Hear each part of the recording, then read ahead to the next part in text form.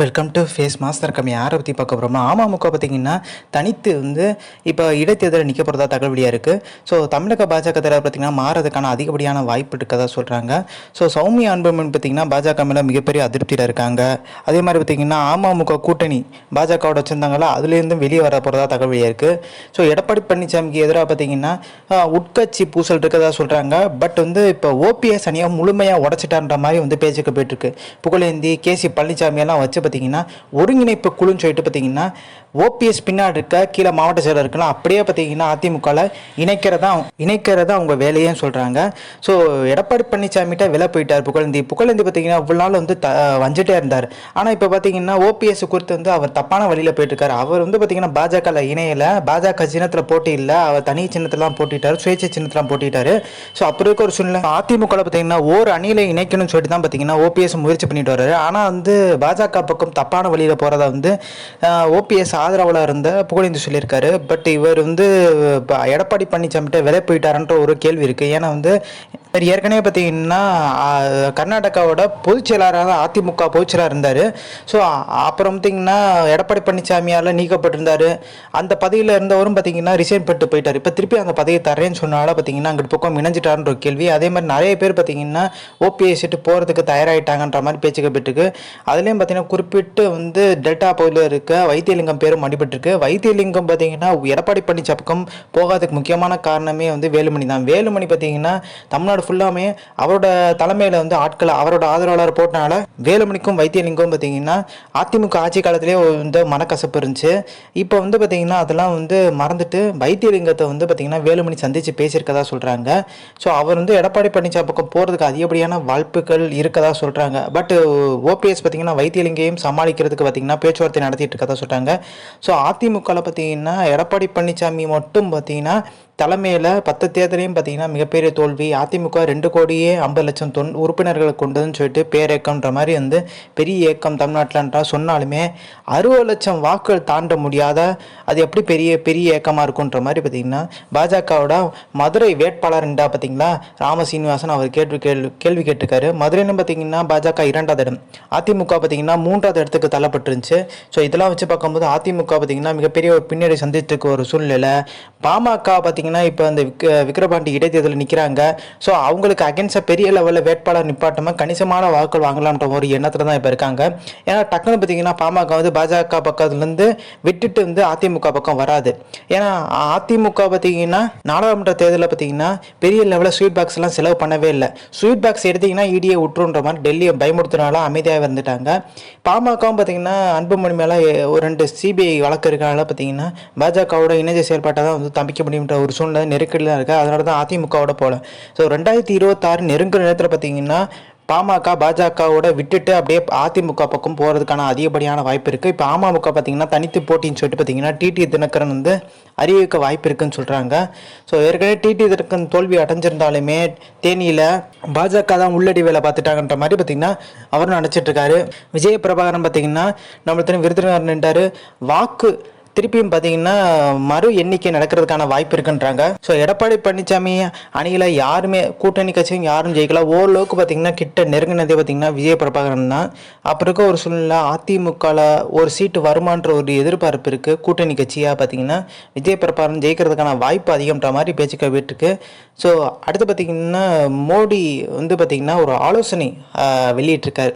அதாவது தமிழக பாஜக தலைவராக பார்த்தீங்கன்னா அண்ணாமலை தொடுவான்ற மாதிரி 2 நாள் முன்னாடி செய்தி வந்துருந்துச்சு. ஆனால் இப்போ தமிழிசை சவுந்தரராஜுக்கும் அண்ணாமலைக்கும் இதே ஒரு மோதிரம் உருவாயிருச்சு. ஏன்னா தமிழக பாஜக பொறுப்பில் இருக்கவங்கலாம் பார்த்தீங்கன்னா ஏகப்பட்ட வழக்குகள் கிரிமினல் வழக்கில் சம்மந்தப்பட்டவங்க அண்ணாமலையை அந்த மாதிரி நபர்களை தான் நியமிச்சிருக்கான்ற மாதிரி ஒரு மேலிடத்துக்கு ஒரு புகாரை கொடுத்துட்டாங்க. அதனால் பார்த்தீங்கன்னா டெல்லி மேடம் ஆய்வு பண்ண சொல்லியிருக்காங்க. பொன் ராதாகிருஷ்ணனையும் வானதி சீனிவாசனையும் பார்த்தீங்கன்னா அண்ணாமலை செயல்பாடுகள் குறித்து ஆய்வு செஞ்சு அந்த அறிக்கையை தாக்கல் பண்ண சொல்லியிருக்காங்க. அது மாதிரி அண்ணாமலை பதவி பறிப்போறதுக்கும் அதிகப்படியான வாய்ப்பு இருக்கதா சொல்கிறாங்க. அவர் நல்லா செயல்பட்டு இருந்தாலுமே எல்லாரையும் பார்த்தீங்கன்னா ஓரம் கட்டுறாங்க. தன்னோட ஆதரவாளரே பார்த்தீங்கன்னா பாஜகவில் கொண்டு வரணும்னு சொல்லிட்டு ஒரு மிகப்பெரிய லெவலில் இங்கே அவரோட ஆதரவாளருக்கே பொறுப்பு கொடுத்துட்டு இருக்காங்க. பட் இது மாறதுக்கான வாய்ப்பு இருக்கான்னு கேட்டிங்கன்னா மாறதுக்கான வாய்ப்பு இருக்குது. 2026 வரைக்கும் பார்த்திங்கன்னா அண்ணாமலை செயல்படுவான்ற மாதிரி பேச்சுக்கு போயிட்டுச்சு. அவர் அந்த பதவியிலேருந்து தூக்கிட்டாங்கன்னா கண்டிப்பாக அவருக்கு இணையமைச்சர் பதவி கிடைக்கிறதுக்கான வாய்ப்பும் சாத்தியங்கள் இருக்கதா சொல்கிறாங்க. இப்போ முருகன் பார்த்திங்கன்னா இணையமைச்சராக இருக்கார். ஸோ தமிழிசைக்கும் அண்ணாமலை மோதல் பார்த்திங்கன்னா மிகப்பெரிய லெவலில் இப்போ பேசும் பொருளாயிடுச்சு. அதே மாதிரி திமுகலையும் பார்த்திங்கன்னா விழுப்புரத்தில் குறிப்பிட்டு பார்த்திங்கன்னா செஞ்சி மஸ்தான் அவருக்கும் பொன்முடிக்கும் ஒரு மோதல் இருந்துச்சு. அதை வந்து பழி தீர்த்துக்கிட்டார் பொன்முடின்ற மாதிரி பேச்சுக்கு போயிட்டுருக்கு. அவரோட மாவட்ட செயலா பதவியை பார்த்திங்கன்னா பிடுங்கிட்டாங்க செஞ்சி மஸ்தான். அவர் இப்போ அமைச்சராக மட்டும்தான் இருக்கார். அங்கே பார்த்திங்கன்னா வேறு நபரை போட்டிருக்காங்க.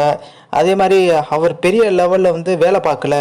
ஸோ தேர்தல் சமயத்தில் குறைஞ்ச வாக்கு வித்தியாசத்தில் அங்கே வந்து திமுக கூட்டணி திமுக எல்லாருமே சேர்ந்து ஜெயிச்சிருக்காங்கன்ற மாதிரி பேச்சுக்க போயிடனால செஞ்சி மஸ்தானோட மாவட்ட செயலா பதவியை பறிச்சுட்டாங்க.